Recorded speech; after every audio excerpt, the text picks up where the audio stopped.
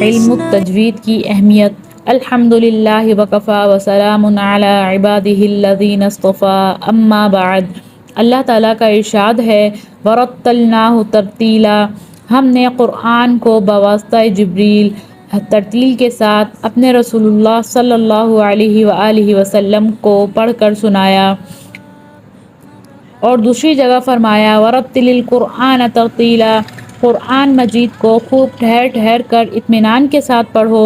اور تیسری جگہ فرمایا وَقُرْآنًا فَرَقْنَاهُ لِتَقْرَأَهُ عَلَى النَّاسِ عَلَى مُكْثٍ، قرآن کریم کو ہم نے صاف اور واضح انداز میں ترتیل کے ساتھ اتارا تاکہ آپ اسے لوگوں کے سامنے ترتیل کے ساتھ پڑھ کر سنائیں۔ حضرت علی رضی اللہ عنہ سے ترتیل کے معنی پوچھے گئے تو آپ رضی اللہ عنہ نے فرمایا الترتیل هو تجوید الحروف و معرفت الوقوف، یعنی حروف کو تجوید کے ساتھ ادا کرنا اور اوقاف میں ماہر ہونے کا نام ترتیل ہے۔ مذکورہ آیات سے ترتیل کی عظمت و اہمیت اور اس کا وجوب ثابت ہوتا ہے، اور اس علم کی فضیلت کے لیے اتنی بات کافی ہے کہ اللہ سبحانہ و تعالی نے ان آیاتوں میں ترتیل کی نسبت اپنی طرف فرمائی ہے۔ نیز اپنے رسول اللہ صلی اللہ علیہ وآلہ وسلم کو حکم فرمایا کہ آپ بھی قرآن ترتیل سے پڑھا کریں، لوگوں کو بھی ترتیل سے پڑھائیں، ان کو ترتیل ہی کے ساتھ پڑھنے کا حکم دیں۔ چنانچہ آیات وَقُرْآنًا فَرَقْنَاهُ اور وَرَتَّلْنَاهُ تَرْتِيلًا میں ترتیل کی نسبت اپنی طرف کی ہے کہ ہم نے ترتیل کے ساتھ پڑھا اور سنایا ہے، اور وَرَتِّلِ الْقُرْآنَ تَرْتِيلًا میں نبی کریم صلی اللہ علیہ وسلم کے ساتھ پڑھنے کا، اور لِتَقْرَأَهُ عَلَى النَّاسِ عَلَى مُكْثٍ میں ترتیل کے ساتھ پڑھانے کا حکم ہے۔ نبی کریم صلی اللہ علیہ وآلہ وسلم کا ارشاد ہے إِنَّ اللَّهَ يُحِبُّ أَن يُقْرَأَ الْقُرْآنُ كَمَا أُنزِلَ، اللہ تعالیٰ کو یہی پسند ہے کہ قرآن کریم جس طرح اترا ہے اسی طرح پڑھا جائے۔ قرآن کریم خالص عربی زبان میں اترا ہے، اس لیے اس کا لب و لہجہ بھی خالص عربوں کی طرح ہونا چاہیے، اور فن تجوید عربوں کے لب و لہجہ کو محفوظ کرنے کا نام ہے۔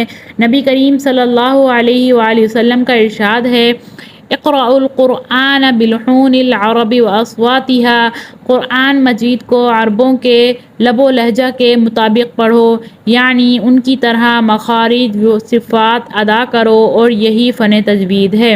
حسنوا القرآن باصواتکم فإن الصوت الحسن یزید القرآن حسنا، قرآن مجید کو اچھی آواز سے پڑھو کیونکہ خوبصورت آواز سے قرآن کریم کے حسن میں اضافہ ہوتا ہے۔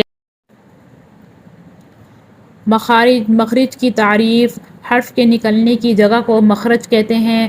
حلق زبان، منہ کا خلا، ہونٹ اور خیشوم ناک کا بانسا میں 17 جگہ ایسی ہیں جس سے 29 حروف تہجی ادا ہوتے ہیں۔ مخارج کی تفصیل۔ منہ کا خالی حصہ، اس سے 3 حروف ادا ہوتے ہیں، الف، واو، یا۔ جب یہ تینوں حروف مدہ حالت میں ہوں، جس خالی الف سے پہلے زبر ہو، الف مدہ کہلاتا ہے۔ واو ساکن سے پہلے پیش ہو، واو مدہ کہلاتی ہے۔ یا ساکن سے پہلے زیر ہو، یا مدہ کہلاتی ہے۔ مالکی، اعوذ، رحیم۔ بسم اللہ الرحمن الرحیم۔ بترتیب مخارج حروف کی مشق۔ حروف مدہ 3 ہیں، الف، واو، یا۔ حروف حلقی 6 ہیں، حمزہ، ہا، عین، حا، غین، خا۔ حروف لہاتیہ، قاف، کاف۔ حروف شجریہ، جیم، شین، یا۔ حرف حافیہ، ضاد۔ حروف طرفیہ، لام، نون، را۔ حروف نطعیہ تا دال طا. حروف لثویہ ثا ذال ظا. حروف صفیریہ زا سین صاد. حروف شفویہ با میم واو فا. حروف قلقلہ 5 ہیں قاف طا با جیم دال. 7 حروف مستعلیہ جو ہمیشہ موٹے پڑھے جاتے ہیں صاد ضاد طا ظا غین خا قاف. حروف شجریہ جیم شین یا. وسطی زبان جب بالمقابل اوپر کے تالو سے لگے اس سے جیم شین یا ادا ہوتے ہیں. حرف حافیہ ضاد. زبان کی کڑوٹ جب بائیں طرف والی اوپر کی 5 داڑوں سے لگے تو ضاد ادا ہوتا ہے. حروف طرفیہ لام نون را. زبان کی کروٹ کے آخر سے نوک تک کا حصہ جب اوپر ایک داڑ اور دانتوں کے مسوڑوں سے لگے اس سے لام ادا ہوتا ہے. لام کی جگہ سے لیکن ایک داڑ کم ہو کر جب اوپر والے 3 دانتوں کے مسوڑوں سے لگے تو اس سے نون ادا ہوتا ہے. حروف حلقی 6 ہیں حمزہ ہا عین حا غین خا. ادنی حلق وسطی حلق اقصی حلق. حلق کے 3 حصے ہیں ادنی حلق وسطی حلق اقصی حلق. اقصی حلق سینے کی طرف والا حصہ وسطی حلق حلق کا درمیانی حصہ ادنی حلق حلق کا منہ والا حصہ. اقصی حلق جس سے حمزہ ہا ادا ہوتا ہے. وسطی حلق یعنی کہ حلق کے درمیانی والا حصہ اس سے عین حا ادا ہوتا ہے. ادنی حلق حلق کا منہ کی طرف والا حصہ غین خا ادا ہوتا ہے. حروف لحاتیہ قاف کاف. زبان کی جڑ جب کوے کے قریب سے نرم تالو سے لگے تو اس سے قاف ادا ہوتا ہے.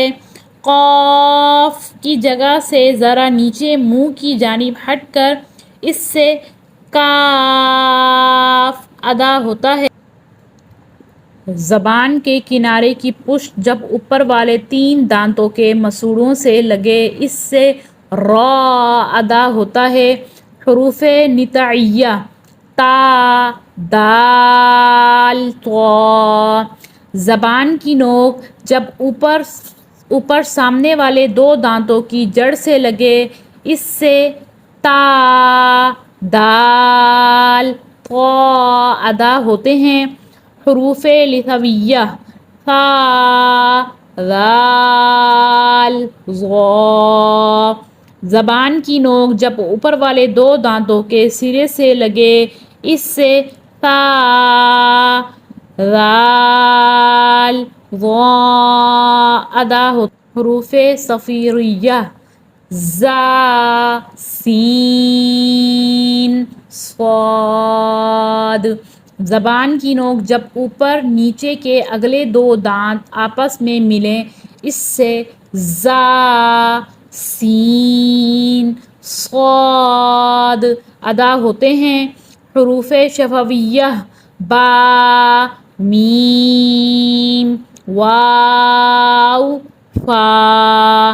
اوپر والے دو دانتوں کا سرا اور نیچے کے ہونٹ کا اندرونی حصہ اس سے فا ادا ہوتا ہے، دونوں ہونٹ اس سے واو، با، میم۔ وہ اس طرح کہ با بند ہونٹوں کے گیلے حصے سے ادا ہوتا ہے، میم بند ہونٹوں کے خشک حصے سے ادا ہوتا ہے۔ اطباق شفتین، واو ہونٹوں کو گول کرنے سے ادا ہوتا ہے، انضمام شفتین۔ خیشوم یعنی ناک کا بانسا، جڑ یعنی ناک کی جڑ، اس سے غنہ نکلتا ہے، اس سے حروف غنہ نون، میم یعنی کہ نون غنہ، میم غنہ ادا ہوتے ہیں۔ آواز کو تھوڑی دیر ناک میں ٹھہرا کر گونگی آواز میں پڑھنے کو غنہ کہتے ہیں۔ یہ نون، میم اور ڈبل حرکت والے حرف پر ہوتا ہے۔ مرکبات میں ملے ہوئے حروف کی شکلیں: پہلی الف کی دو شکل بنی ہوئی ہیں، دوسری با، تیسری تا، جیم، دال، عین، فا، کاف، لام، میم، نون، ہا، ہمزہ، یا۔